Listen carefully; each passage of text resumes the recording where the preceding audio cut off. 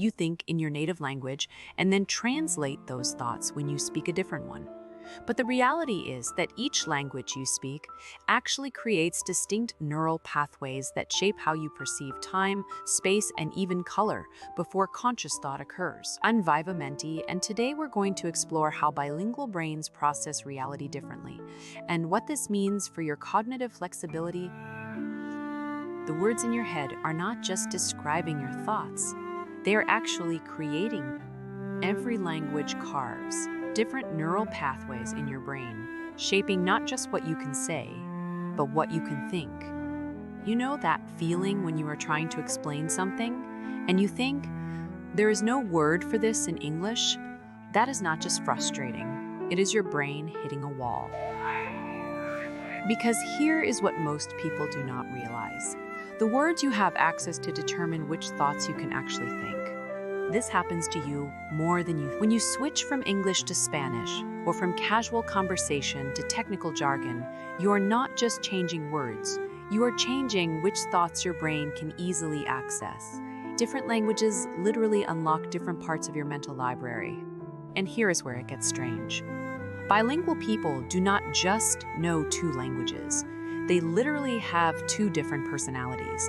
When researchers studied this, they found that people make different moral decisions depending on which language they are thinking. Your brain is not it is switching operating systems. Think of your brain like a toolbox. Each language gives you different tools for things. Some languages have 20 words for different types of snow.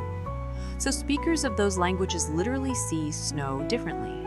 They notice distinctions that are invisible to English speakers. Your vocabulary is not describing reality, it is creating it.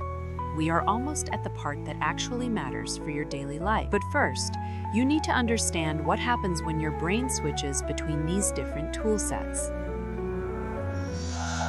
Bilingual people consistently outperform monolingual people on creativity tests, not because they are smarter, but because they have more cognitive tools to choose from. Here is the click moment. Your internal monologue, that voice in your head, is not neutral.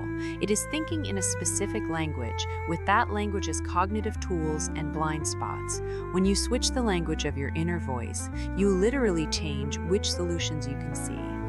This is why that feeling of thoughts being impossible to express in certain languages is so important. It is not a limitation. It is information. Your brain is telling you that you need different cognitive tools. The words you think with determine the thoughts you can. Language is not just communication, it is cognition itself. So here's what you can do today. Pay attention to the words you use when talking to yourself about problems. Try switching languages, or even switching from casual to formal language within English. Notice how different words make different solutions visible. Your vocabulary is not just describing your thoughts, it is creating them. The next time you feel stuck on a problem, remember this. You are not out of ideas. You might just be out of words. Switch your language and watch new thoughts become possible. Your brain is not a finished machine. It's a project in constant evolution. If what you learned today made you question even one habit, consider subscribing. It's the simplest way for us to keep exploring together this labyrinth you carry inside. On Viva Menti, the answer you're looking for is probably already in your head.